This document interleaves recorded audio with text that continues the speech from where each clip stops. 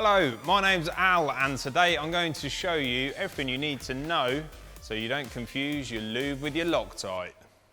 These days there's 1,000,001 maintenance products out there for your bike. I often see the wrong ones being used in the wrong circumstance, so thought we'd put together a video to explain exactly what each product is and where you should use them and how you should use them on your bike so you don't get into trouble. Probably the first lubricant that you should buy would be a chain lubricant. Now, depending on the season and whether or not you decide how fancy you want to be with this, you might want a wet lube or a dry lube. To put it simply, a wet lube is for use in wet conditions, so generally the winter and most of the year in the UK, and a dry lube is for use when it's dry, so in the summer. A wet lube will stick around longer on your chain, will be less likely to wash off, but it will attract dirt, and a dry lube won't attract dirt, but won't hang around so long if you're riding through big puddles. So decide which lube you want to apply and then use it on your bike. The key part to applying lubricant is that it's applied to a clean chain. So make sure that your chain is nice and clean. Give it a good wash, or you can use a chain cleaner, or even just run it through a rag. If your chain is already lubricated, if it already has oil on it, you don't need to apply any more. When you do apply the lube, do so sparingly. It's normally better from a dropper bottle like this rather than an aerosol. And we're simply backpedaling, a couple of revolutions, and that's enough lubricant. With the lube applied, we're just going to run through the gears a few times just to let the lube sink in. And then this is the important bit, we're going to wipe off the excess. Any lubricant on the outside of the chain is a waste, it'll only attract dirt, and it's that dirt combined with old lube that will create a grinding paste that wears out your chain and all the other components in your drivetrain. GT85 and other similar products are great for dispersing water after you've washed your bike, so perhaps from your front derailleur or your rear derailleur, just to chase away any water before you dry it and then lubricate it with a decent lubricant. The lube that's in these maintenance sprays really isn't good enough for the rigours of being on your chain or your mech pivots or anywhere else really on the bike. So to use it is really doing a disservice to your bike. If you plan on servicing any of the bearings in your bike, then you're going to need some good quality grease. It pays to have good quality grease because it will last longer and help your bike to run better.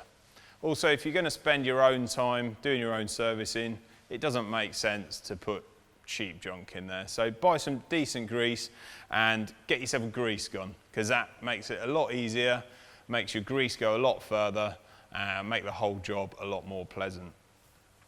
So grease is to be used on bearings, and it is also can be used to prevent things from seizing. So threads on bolts, seat posts on metal frames, metal posts, various circumstances. However, its main thing that it should be used for is for greasing bearings, because there are other products out there that will do a much better job when it comes to being applied to threads and preventing seizure. So here we've got a prime place where we should use some of our good quality grease. So we're using our grease gun to pump fresh grease into the bearings of our pedal that we have here.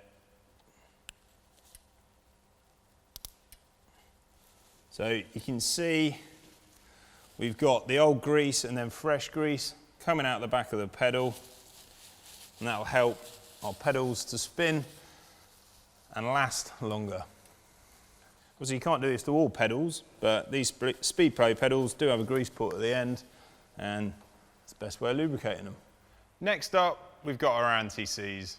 This is the stuff that you want to use to help prevent any threads from becoming permanently corroded together. So use it for bottom brackets that are threaded into metal frames, any bolts that you want to be able to get undone easily later on down the line. A prime example of where you should use anti-seize is your pedal threads.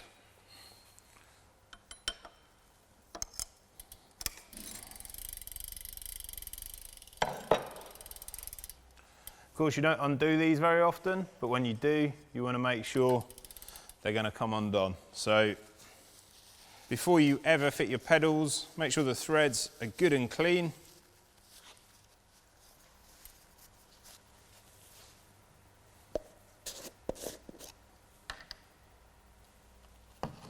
We'll apply our anti-seize to the threads.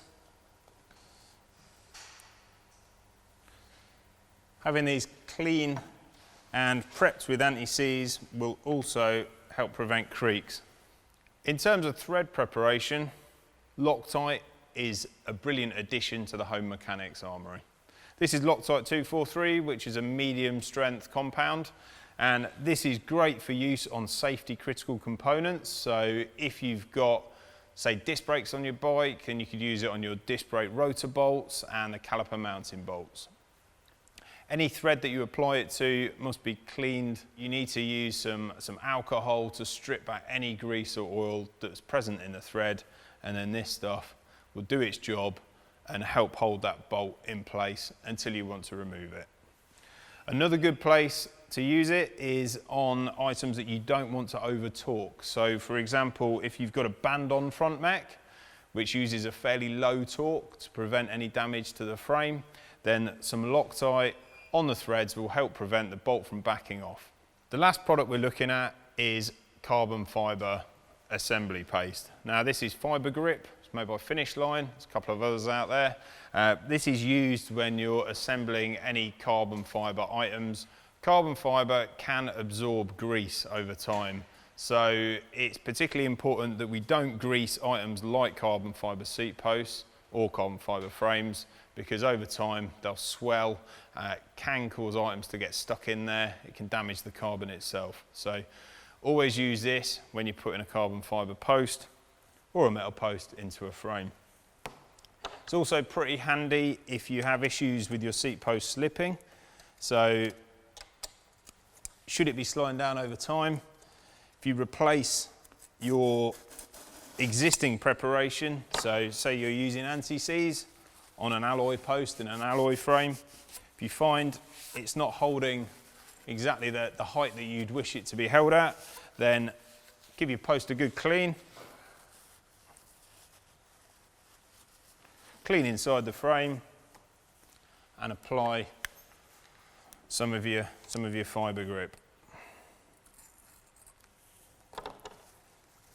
This frame obviously already had Fibre Grip on the post, because although it's an alloy post, it is a carbon frame.